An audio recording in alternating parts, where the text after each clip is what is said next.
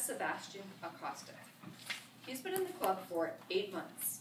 He's filled the roles of timer, grammarian, evaluator, quiz master, table topics master, and speaker. The project he's working on is out of the Competent Communicator Manual number 6, and it's on vocal variety. His objectives are to use voice, volume, pitch, rate and quality to reflect and add meaning and interest to your message. Use pauses to enhance your message. Use vocal variety smoothly and naturally. The speech is 5 to 7 minutes, so Mr. Timer, I'd want the green light at 5, the amber light at 6, the red light at 7. One of the defining moments in Sebastian's life was when he decided to give up a successful career in industry and become a high school teacher.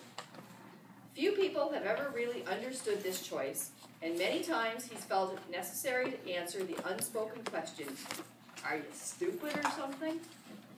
Today, he will share with us the tale. His speech title is An Odd Fairytale. Sebastian Acosta. An Odd Fairytale.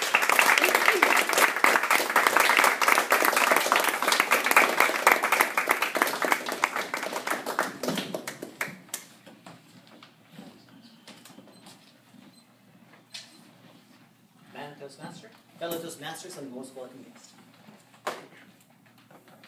An Odd Fairytale. Once upon a time, on a faraway land, there was this little prince who had everything that everybody had hoped for. He lived in a wonderful castle, he had royal gowns, he had lots of friends, and a very promising career. Now, there was something strange about this prince. He did not inherit royalty, he actually earned it. See, he came from another faraway land, came into this kingdom, had to learn a new language, had to make a name for himself, and he actually got 2 university degrees on mechanical engineering and management and a master's in business administration. It's an odd fairy tale. Now there's a disclaimer that any similarities to any people alive or dead is purely coincidental. Now, even though he had worked very hard to get all the things that other people said he should get, he wasn't feeling quite fulfilled. See, he felt that he had a gift to give to the people in need. And even though there was nothing wrong with being a high-earning mechanical engineer, MBA prince, he felt that his royal duties were preventing from him to share his gift in the way that it was meant to be shared. So he did the unthinkable. He actually willingly renounced to his royalty. He removed his crown and said bye-bye to castles, balls, fancy dinners, and really nice holidays. Now, just before he removed his crown, he met this damsel. She was beautiful. She danced like an angel had fallen from the sky.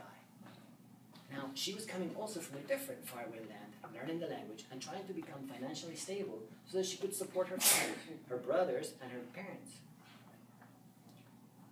Little did they know that they would end up spending the rest of their lives together. Now, when she found out the plans that the prince had, she just couldn't believe it. She needed that financial security, and he was giving it all up. Her eyes were this wide, and she was like, what? You're going to do what? You're going to give all that stuff just because it doesn't fulfill you? Like, are you stupid or something? The prince was very wise beyond his years. So he looked at her lovingly into her eyes and answered, stupid is stupid does.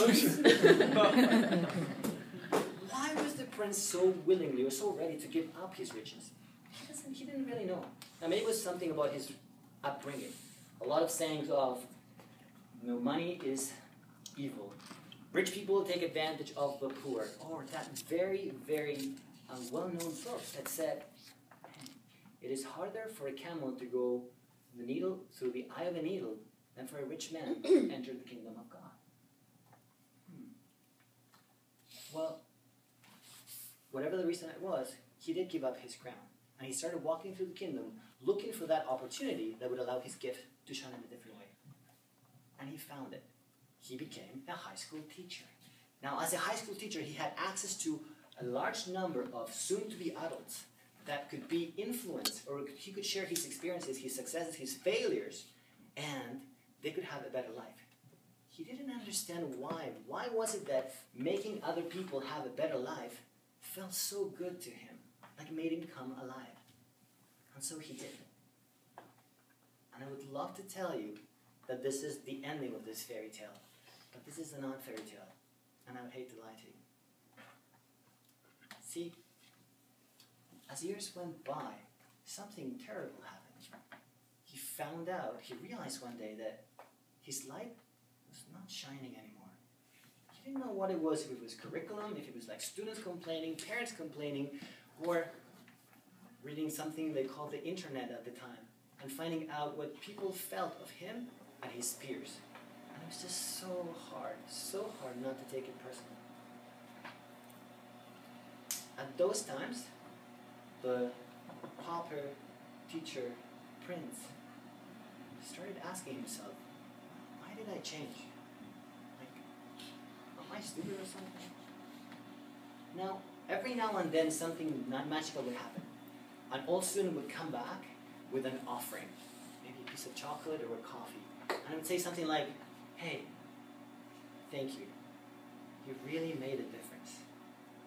And that was just a magical elixir. Together those words with the elixir of the coffee make this potion that gave the pauper prince teacher enough strength to get by one more year on his quest. Something really nice happened. The pauper prince teacher found something they called Toastmasters. In that place, he found a whole bunch of like-minded individuals who were all trying to get their gift to shine out to the world. They were so nice, they were so encouraging, and little by little, the pauper prince teacher started feeling like a prince again. And that was great because now he knew that the light had not extinguished, that he had that to give to others, that he was working hard on it. Now, this fairy tale doesn't have an ending yet. It's still being written as we speak. But this chapter does end, and it ends with a question and an answer. A lot of people ended up, when they found out the choices that he had made, giving up his crown, they would say things like, wow, that's commendable. Wow, I can't believe you did that. Oh, that's incredible. You didn't have the strength to do that. The pauper prince teacher Toastmaster felt like answering stupid as stupid does, because they really knew what they were trying to say. How could you do that? But nobody ever asked him this question. Hey, if you could get some sort of a spell to bring you back to that time before you gave up your crown and realize how imperfect things would have worked out, would you do it again? The pauper prince teacher Toastmaster thought about it and answered, absolutely. Come on, Toastmaster.